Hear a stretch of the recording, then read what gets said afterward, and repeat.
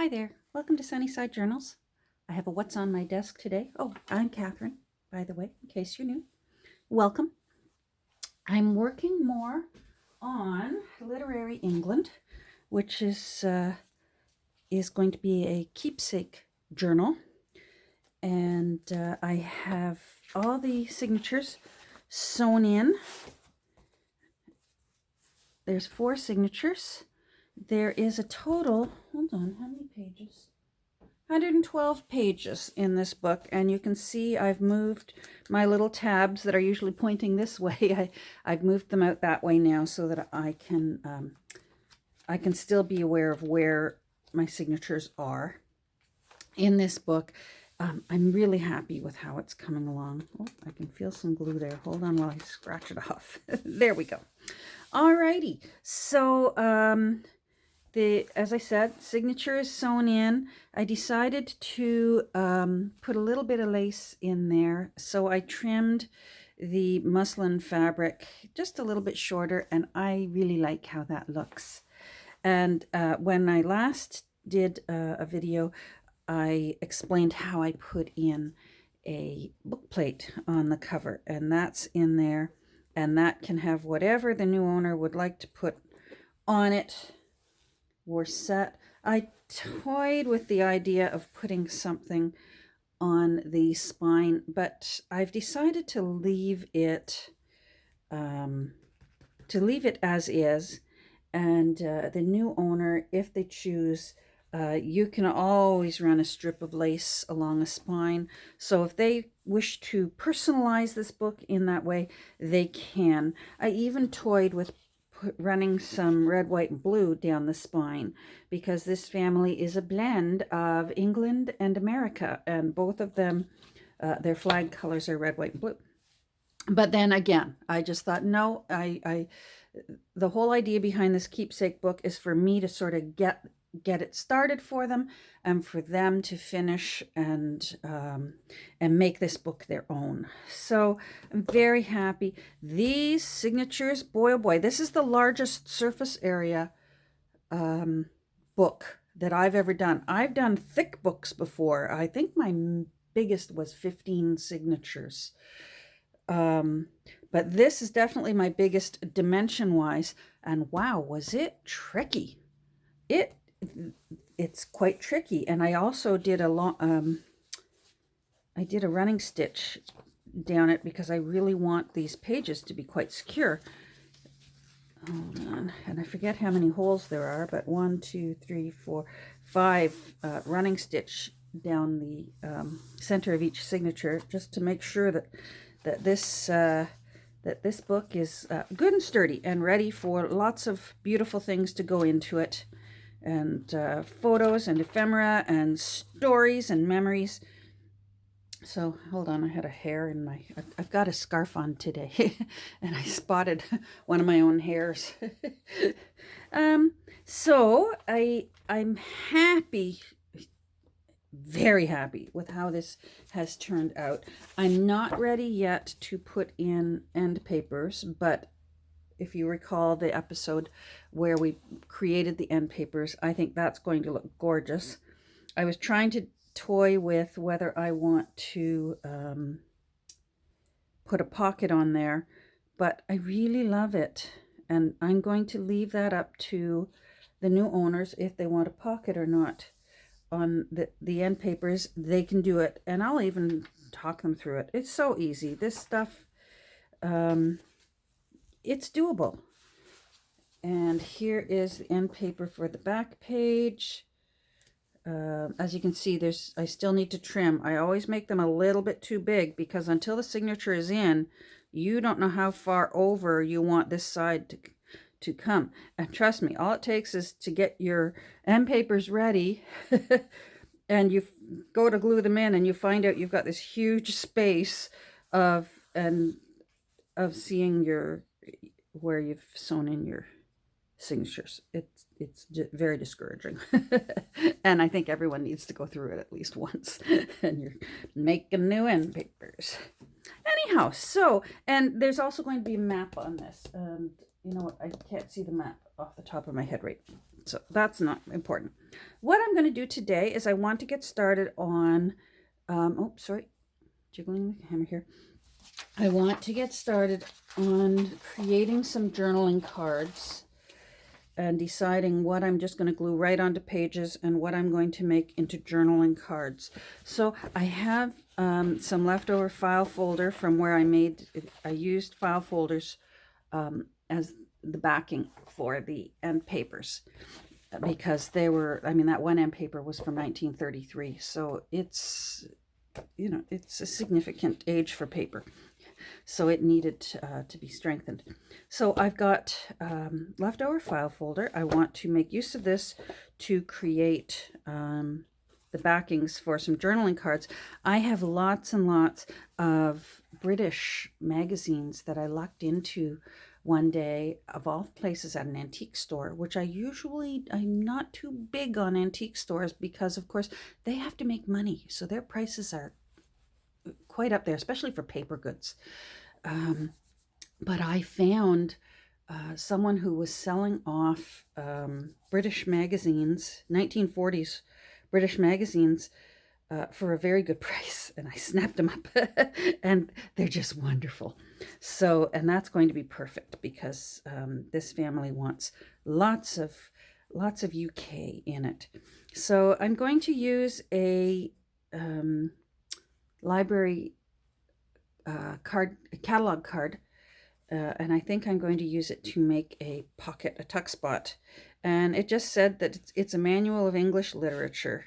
So, and this is the real deal. That's genuine ephemera. So that's going to go in somewhere. Now I have playing cards that are for London, England, and they have tourist places. So I chose Big Ben and the Tower of London. And what I'm going to do, usually I make this side into the journaling spot. But this is the side that's very interesting. So I am going to be making this into the journaling spot for these cards. And then here's some ads that I want to make journaling cards out of. Here's one for marmalade, St. Martin marmalade. And then I want to make a journaling card out of this ad for Marmite and this ad for boxed chocolates. That's very popular in the UK, rather than eating. I know in America you guys call them candy bars. In Canada, we call them chocolate bars. That's usually what we eat is, you know, it's in a bar. And I suppose UK does that now, but I know from talking to my gran and my dad that chocolate is very popular in boxes over there.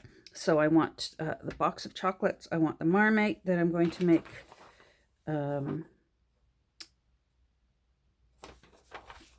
journaling cards out of. Sorry, and make Vitty biscuits.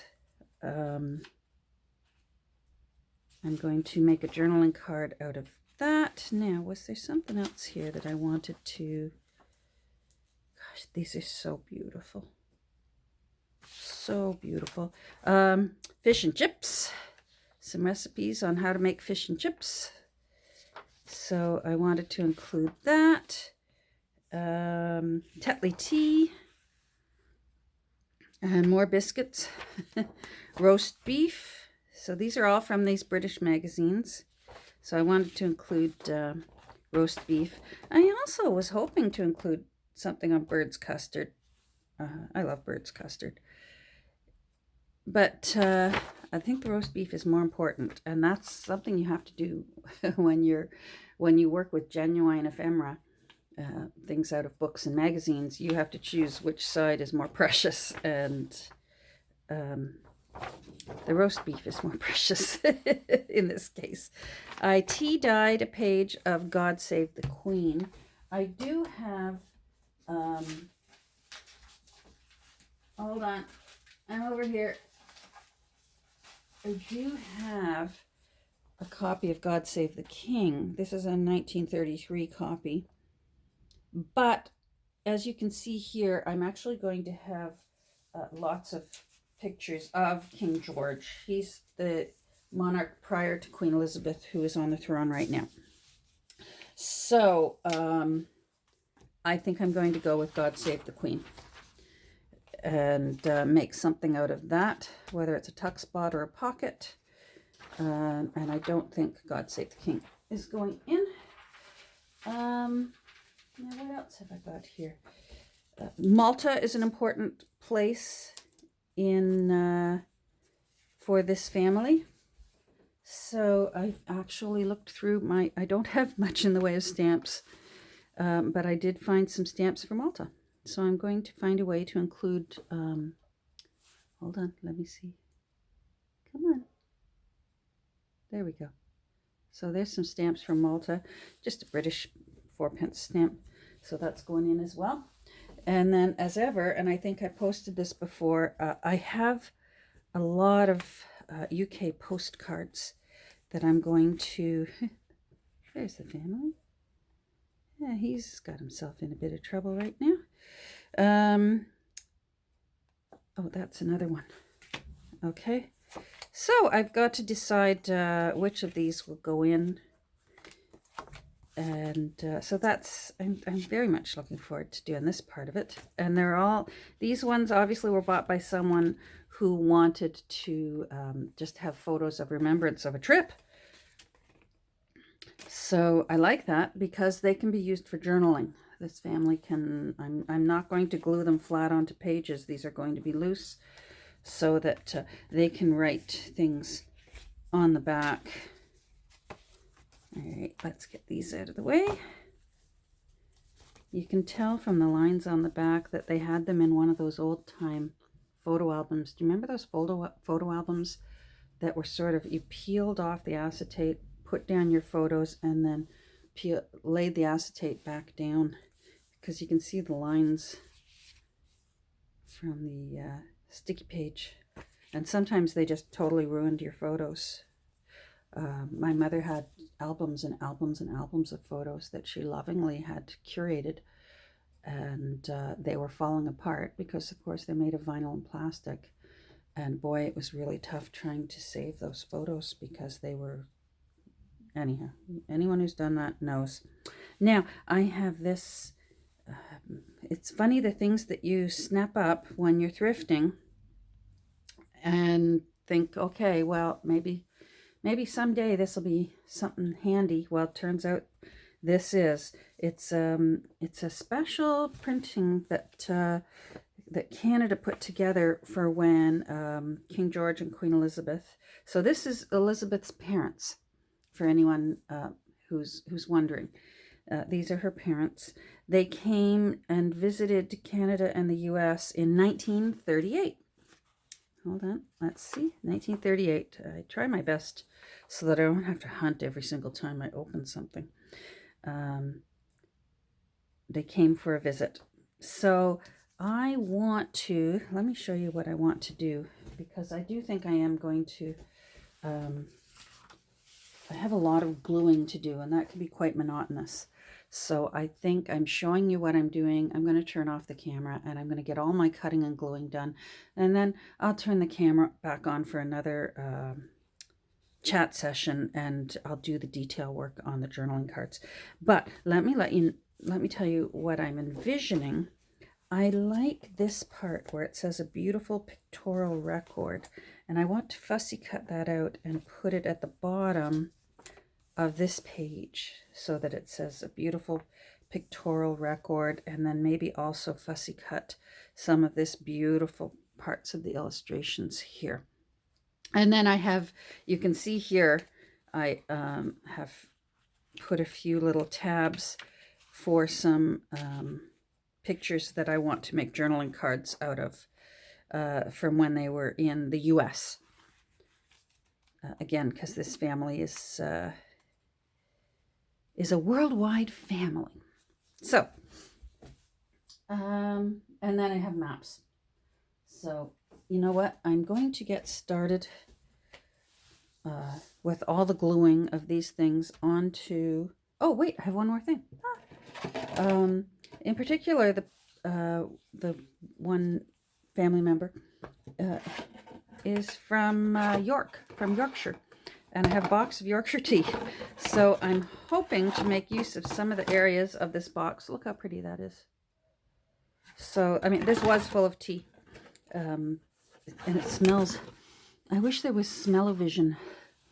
I love the smell of black tea. Anyhow, I'm going to make a pocket out of that. I think it's beautiful. I think I'm going to try and use some of these pretty parts of the illustrations. And then I want to find a way to make use of at least one or maybe both of, these are actual genuine buttons from the Royal Air Force. So I want to find a way to incorporate them. One is actually mashed down and accidentally, but that actually is quite serendipitous, because I think that will help me. I think this one for sure I'll be able to affix maybe onto a journaling card or onto a tab. Do you know what I mean? Hold on, onto a tab, so that, see how this one would be quite bulky because the loop for the button is still sticking out. But this one, I guess it got stepped on or something, and it got folded right over, but without damaging the front. So I think that was meant to be, and I think they're quite heavy. I'm amazed at the weight of these buttons. Anyhow, so for now I've got them in the tea box so I don't lose them. And all right, there. I think I'm looking over. Oh, see? No, Catherine, you're not done. I want to find something to include. This is Westminster Abbey when it turned 900 years old in 1965. They had a special, they had celebrations and services, several. So this is just a really cool thing that they printed. And I think I want to fussy cut these crowns and incorporate them somehow into the book. So that's my plan. That's my plans for ephemera. I really want the ephemera to be loose so this family can put them where they want. The nice thing about journaling cards is, imagine this is a journaling card. They can use it as a journaling card if they want and keep it loose. Or you can simply turn a journaling card into a tuck spot. My favorite tuck spots only are glued on two sides. So they could glue that side and imagine on this page. And that makes it into a tuck spot. So it's very, very easy peasy. Things we learned in kindergarten. And I am going to leave that up to the family. I pulled out this shade of blue. I want to make some, pardon me, some tag tops for some of these journaling cards. And I think this nice blue, which is very, very complementary to the blue cover, it will, I think it will create a consistent theme through the book. So that's my plan. Alrighty, I'm going to get started. I have a lot of gluing to do. And next time we meet over Literary England, you'll be able to see what we're going to work on for journaling cards. So thanks for visiting today. It was short and sweet, and we'll talk soon. Bye.